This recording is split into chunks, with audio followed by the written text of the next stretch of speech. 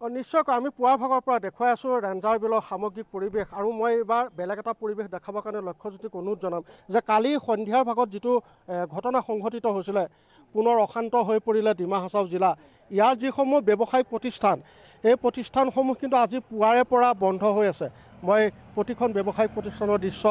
Video' journalist লক্ষ্যজ্যোতিক দেখাবৰ কাৰণে অনুৰোধ জনাম যে ব্যৱসায়িক প্ৰতিষ্ঠানসমূহ স্বতঃস্ফূৰ্তভাৱে বন্ধ হৈ পৰিছে আৰু ইয়াৰ যিসমূহ স্থানীয় লোক যিসমূহ স্থানীয় জনতা ব্যৱসায়ী হওক বা স্থানীয় যিসকল লোক আছে এই লোকসকল কিন্তু এই মুহূৰ্তত আতংকিত হৈ পৰিছে তেওঁলোকে কি কৰিব কলৈ যাব ইতিমধ্যে এগৰাকী মহিলাৰ আমি ভাষ্য আমি প্ৰাগনিউজৰ পৰ্দাত দেখুৱাইছিলোঁ যে কোলাত সন্তান লৈ পেলাই সেই মহিলাগৰাকী নিশা আন্ধাৰত তেওঁ ঘৰ এৰি পলাইছিলে আৰু যেতিয়া ৰাতিপুৱাইছিলে যেতিয়া সূৰ্য উদয় হৈছিলে তাৰপিছত তেওঁ পুনৰ নিজৰ বাসগৃহলৈ উভতি আহিছিলে এই মুহূৰ্ততো চাওক ইয়াৰ যিসমূহ জনতা তেওঁলোকৰ মুখত কিন্তু চিন্তা আতংকৰ এক চিন আমি এই মুহূৰ্তত দেখা পাইছোঁ মই বীৰেন সিং ইংটিক বিচাৰিম মোৰ সতীৰ্থ সাংবাদিক মই বীৰেন সিং ইংটিক বিচাৰিম যে অশান্ত হৈ পৰিছে পুনৰ ডিমা হাছাও যে ইয়াৰ পূৰ্বে বহুত দিনৰ পিছত এটা অখ্যাত সংগঠন DNLA এই সংগঠনে পুনৰ তেওঁলোকৰ অস্তিত্ব জাহিৰ কৰিবৰ কাৰণে এনেধৰণৰ দুষ্কাৰ্য সংঘটিত কৰিলে কিন্তু প্ৰভাৱটো যথেষ্ট পৰিছে ইয়াৰ যিসকল স্থানীয় ব্যৱসায়ী স্থানীয় জনতা তেওঁলোক আতংকিত হৈছে হয় কেৱল ডিমা হাছাও বুলি নহয় পশ্চিম কাৰ্বি আংলঙতে ইয়াৰ প্ৰভাৱ পৰিছে কাৰণ কি পশ্চিম কাৰ্বি আংলঙৰ এই বৰ্তমান যি ঘটনাস্থলী সিমান এটা দূৰ নহয় 15-20 কিলোমিটাৰ আঁতৰতে আছে গতিকে কেৱল এইটো ডিমা হাছাওৰ সমস্যা বুলি নহয় বা ডিমা হাছাওতে আতংকিত হৈ আছে তেনেকৈ নহয় সমগ্ৰ ডিমা হাছাওৰ লগতে পশ্চিম কাৰ্বি আংলঙতো যথেষ্ট প্ৰভাৱ পৰিছে এই ঘটনা কেন্দ্ৰ কৰি পেলাই পুলিচৰ লগত আপুনি শেহতীয়াকৈ কথা পাতিছে নেকি বা অগ্ৰগতি লাভ কৰিছে নেকি এতিয়ালৈকে পুলিচে কোনো অগ্ৰগতি লাভ কৰিব পৰা নাই যদিও তেওঁলোকে অব্যাহত ৰাখিছে তদন্তটো হয় হয় ইয়াৰ স্থানীয় লোকৰ লগত কথা পাতোঁতে তেওঁলোকে কি কয় তেওঁলোকতো আতংকিত হৈ আছে ইতিমধ্যে আমি গম পাইছোঁ ব্যৱসায়িক প্ৰতিষ্ঠানসমূহ বন্ধ কৰি ৰাখিছে হয়তো বহুতে পলায়নো কৰিছে ঘৰ এৰি পলায়নো কৰিছে তেনেকুৱা কিবা খবৰ আছে নিশ্চয়কৈ এই ঘটনা সংঘটিত হোৱাৰ লগে লগে স্থানীয় ৰাইজ যিসকল আছে তেওঁলোকে আতংকিত হৈছে কাৰণ পুনৰাবৃত্তি ডিমা হাছাওখন জৰ্জৰিত হৈ পৰিব নেকি এই শংকা পুনৰ মানুহৰ মনত সোমাই পৰিছে ডিমা হাছাও মই অলপ আগলৈ যাবলৈ বিচাৰিম লক্ষ্যজ্যোতিক মই দৃশ্য দেখাবলৈ অনুৰোধ জনাম আৰু ইয়াৰ যি ডিমা হাছাও যি স্বায়ত্তশাসিত পৰিষদৰ তেওঁলোকৰ যিসমূহ ইয়াৰ CM হওক বা ইয়াৰ প্ৰতিনিধি তেওঁলোক কোনোবা আহিছে নেকি ঘটনাস্থলী বৰ্তমানলৈকে তেনেকৈ কোনো নাই অহা ইয়াত দেখিবলৈ পোৱা নাই তেওঁলোকক কৰ্তব্য আছে তেওঁলোক আহিব লাগিছিল নিশ্চয়কৈ আহিব লাগে আচলতে স্থানীয় বিধায়ক আহিছিলে কোন সমষ্টি পৰে এইটো আচলতে দিয়ংবৰা সমষ্টি যদি পৰিষদীয় সমষ্টি কয় এইটো দিয়ংবৰা সমষ্টি পৰিব বিধানসভা সমষ্টি বিধানসভা সমষ্টিটোতো ডিমা হাছাও পৰিব কাৰণ ইয়াতে একমাত্ৰ নাই অহা এতিয়ালৈকে নাই অহা আৰক্ষী শীৰ্ষ পৰ্যায়ৰ বিষয়া বুলিবলৈ SP আহিছে আৰু ইয়াত চাৰ্কল অফিচাৰ আহিছে তেওঁলোকে আহিছে অগ্ৰগতি এই মুহূৰ্তলৈকে নাই পোৱা নিশ্চয়কৈ মই হেমন্তক আকৌ বিচাৰিম অলপ মই তথ্য জানিবৰ কাৰণে আৰু এই মুহূৰ্তত মই দৃশ্যটো দেখাবৰ কাৰণে লক্ষ্যজ্যোতিক পুনৰ অনুৰোধ জনাম আমি পুৱাৰ পৰাই দেখিছোঁ যথেষ্ট এক হৃদয় বিদাৰক আৰু ভয়াৱহ এক দৃশ্য এই মুহূৰ্ততো অগ্নি নিৰ্বাপক বাহিনী গাড়ী ইয়াত খাৰা কৰি ৰখা হৈছে যিহেতু এই যিখন কয়লাভৰ্তি ট্ৰাক ক্লিংকাৰ কঢ়িওৱা 4খন গাড়ী আৰু কয়লা কঢ়িওৱা এখন ট্ৰাক 2 নম্বৰতে আছে সেই ট্ৰাকখন এই মুহূৰ্ততো জ্বলি আছে আৰু ধোঁৱা ওলাই আছে হয়তো ডাউকে জ্বলি উঠাৰো সম্ভাৱনা নুই কৰিব নোৱাৰি মই হেমন্ত দাৰ ওচৰত আকৌ এবাৰ আহিছোঁ যে আপোনাৰ হাতত শেহতীয়া কিবা তথ্য আছে নেকি ডালমিয়া কৰ্তৃপক্ষ তেওঁলোকক প্ৰকৃততে ধন দাবী কৰা হৈছিল নে DNLA নিজৰ অস্তিত্ব জাহিৰ কৰিবলৈ এই ঘটনা সংঘটিত কৰিলে দুইটাই আপুনি যিটো উল্লেখ কৰিছে এই দুইটাই বিষয়ে প্ৰযোজ্য হ'ব যিহেতু প্ৰথম কথা হ'ল সংগঠনটোৱে নিজৰ অস্তিত্ব আৰু নিজৰ আত্মপ্ৰকাশ যদি নতুন সংগঠন হয় সেই আত্মপ্ৰকাশ কৰাৰ যিটো জাহিৰ সেই জাহিৰটো কৰাৰ চেষ্টা কৰিছে আৰু এইফালে ডালমিয়া মানে ইয়াত উমৰাংচুত তেওঁলোকৰ এটা বৃহৎ প্ৰকল্প আছে যিটো ৰ মেটেৰিয়েলছ লাগে চিমেণ্টৰ সেই চিমেণ্ট তেওঁলোকে ক্লিংকাৰ আৰু কয়লা কঢ়িওৱা হয় ক্লিংকাৰ কঢ়া আৰু কয়লাটো ইয়াত যিখন গাড়ী ইয়াত জ্বলি আছে এইখন সম্পূৰ্ণৰূপে অবৈধ বুলি আমি জানো কাৰণ ইয়াত পূৰা অভাৰলোড আছে আৰু এই ক্লিংকাৰবিলাকৰ মাজত কিছু আড্ডা বুলি এটা জেগা আছে সেই জেগাৰ পৰা কয়লা গোপনে সৰবৰাহ কৰা হয় আৰু ইয়াত এই জ্বলি থকা গাড়ীখনে প্ৰত্যক্ষ কৰিছে যে ইয়াত কয়লাৰো চোৰাং কাৰবাৰ ইয়াত চলি আছিলে আৰু ডালমিয়া কৰ্তৃপক্ষক যদিও কোনো ডিমাণ্ড দিয়া হয় তেওঁলোকে আচলতে মুকলিকৈ প্ৰকাশ নকৰে তেওঁলোকে গোপন বুজাবুজিৰে ইয়াত তেওঁলোকে উগ্ৰপন্থীৰ লগত হয়তো গোপন বুজাবুজিৰে তেওঁলোকে পুনৰ আৰু ইয়াত সৰবৰাহ কৰাৰ চেষ্টা চলাব গাড়ী চলাব ডালমিয়া চিমেণ্ট কৰ্তৃপক্ষ শীৰ্ষ আৰক্ষী বিষয়াৰ লগত কথা হৈছে নেকি তেনেধৰণৰ কোনো শীৰ্ষ আৰক্ষী বিষয়া ইয়াত কথা পতা নাই যিহেতু আমাৰ স্থানীয় ইয়াত সংবাদদাতা বীৰেন সিং ইংলি আছে তেওঁ এই বিষয়ে জ্ঞাত হ'ব পাৰিব আৰু বাকী যি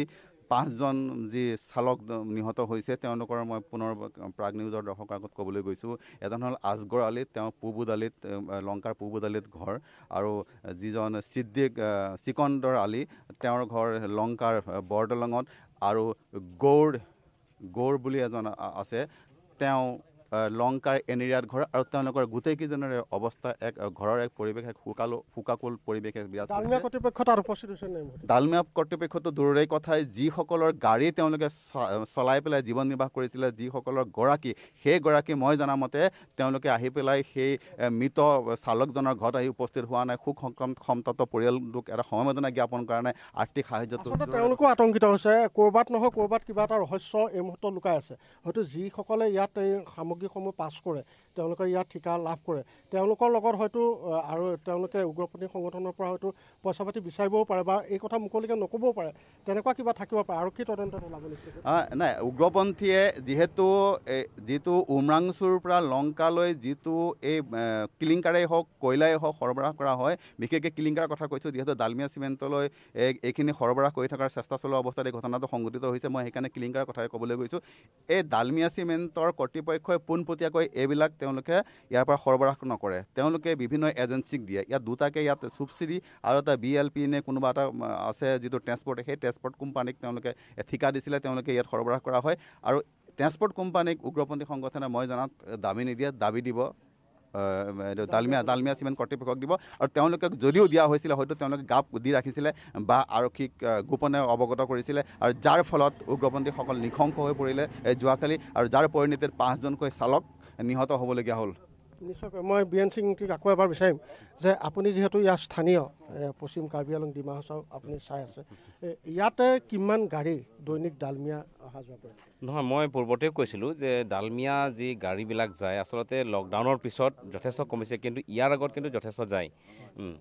মুঠৰ ওপৰত যি পথ যি উমৰাংচুৰ বা ডিমা হাছাওৰ পৰা লংকা যি পথ, সেই পথটো যে উমৰাংচুৰ পৰা যি ক্লিংকাৰ গাড়ী বা কয়লা গাড়ী আহে, তেওঁলোকৰ অভাৰলোডৰ কাৰণে সদায় পথটো ভাল হৈ নাথাকে, সেই সদায় অভিযোগ থাকে। গতিকে নিশ্চয়কৈ মানে যথেষ্ট গাড়ী থাকে। আৰু কি ক'ব আপুনি? কি হৈছে এই পিছফালৰ যিখন গাড়ী আছিলে S01 LC 2319, সেইখনৰ ড্ৰাইভাৰটো আছে, মতলব ভৰিত গুলি লাগিছে, আৰু হেণ্ডিমেন যিজন আছিলে এইটো মৰিছে, মতলব ইয়াত জ্বলি। দিলৱাৰ হুছেইন, বামুণগাঁও। এই ঘটনা সন্দৰ্ভত আপোনালোকে কি মন্তব্য আগবঢ়ায়? আপুনি ইয়াতো স্থানীয় চাগে? নাই, আমাৰ ঘৰতো বামুণগাঁৱে আছিলে। ইহঁতে এই ঘটনাটো হোৱাৰ পিছতে ফোন কৰিছে যে ইয়াত এনেকুৱা হৈছে। আৰক্ষীক তেওঁলোকে খবৰ দিয়া নাছিল নেকি? আৰক্ষীতো মতলব আৰক্ষী বহুত পিছত আহিছে, আমি শুনা মতে বহুত পিছত আহিছে। নিশ্চয়কৈ সেই নকওঁ আৰু আৰক্ষীৰ কথা, ইতিমধ্যে বহুবাৰ কৈছোঁ, স্থানীয় লোকো এই মুহূৰ্তত ক্ষুব্ধ হৈ আছে। আৰু এই মুহূৰ্তত পৰিৱেশটো মই আকৌ লক্ষ্যজ্যোতিক দেখাবৰ কাৰণে অনুৰোধ জনাম। ইতিমধ্যে এই গাড়ীসমূহ ইয়াৰ পৰা নিয়াৰ কাৰণে প্ৰয়াস কৰা নাই, বা যিহেতু এই মুহূৰ্ততো ধোঁৱা ওলাই আছে, কয়লাসমূহ এই মুহূৰ্ততো জ্বলি আছে, আৰু যাৰ বাবে এই গাড়ীসমূহ ইয়াৰ পৰা তেওঁলোকে নিব পৰা নাই। হয়তো পথটো কিছু সময়ৰ কাৰণে বন্ধ কৰিব লাগিব।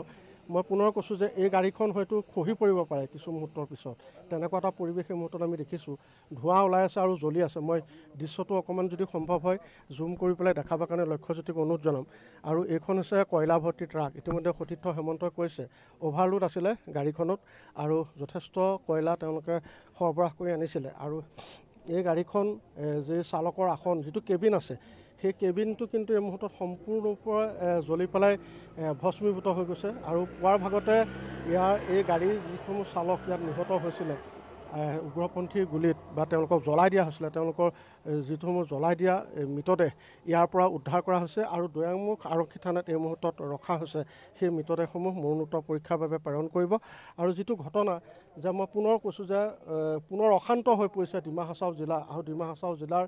এই যিসমূহ ৰেঞ্জাৰ বিলৰ যিসমূহ স্থানীয় লোক, সেই লোকসকলকো এই মুহূৰ্তত আতংকিত হৈ আছে। ইয়াৰ দোকান পোহাৰসমূহ বন্ধ হৈ পৰিছে। ইয়াৰ যিসমূহ স্থানীয় লোক, সেই স্থানীয় লোকসকলো কিন্তু ইয়াৰ পৰা বহু লোক আঁতৰি গৈছে। আৰু ইতিমধ্যে যিগৰাকী মহিলা, যিগৰাকী বাইদেউ আমি ভাষ্য সংগ্ৰহ কৰিছিলোঁ, তেওঁ স্পষ্টকৈ কৈছে যে তেওঁ কালি নিশাই ইয়াৰ পৰা পলাই গৈছিলে, তেওঁ ভয়ত পলাই গৈছিলে, তেওঁলোকৰ পৰিয়ালটো পলায়ন কৰিছিলে, আৰু তেওঁলোকে পুৱাৰ ভাগত আহিছে, যথেষ্ট আতংকিত হৈ আছে। ইয়াৰ সকলো লোক আতংকিত হৈ আছে, আৰু সঠিক এক আৰক্ষী তদন্তৰ প্ৰয়োজন হ'ব। আৰু অশান্ত জৰ্জৰ ডিমা হাছাও যিটো অশান্তৰ পৰিৱেশ সৃষ্টি কৰিলে পূৰ্বৰ পৰিৱেশ ঘূৰাই অনাৰ ক্ষেত্ৰত কিন্তু